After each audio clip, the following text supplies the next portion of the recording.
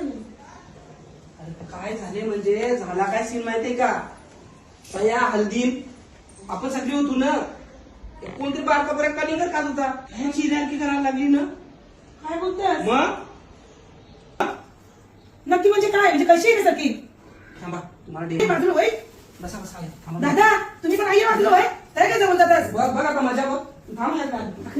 बाजूला काय झाले? कलिंगड सामरली काय होईल? हा यांनी मग अख्खा शिरलंय.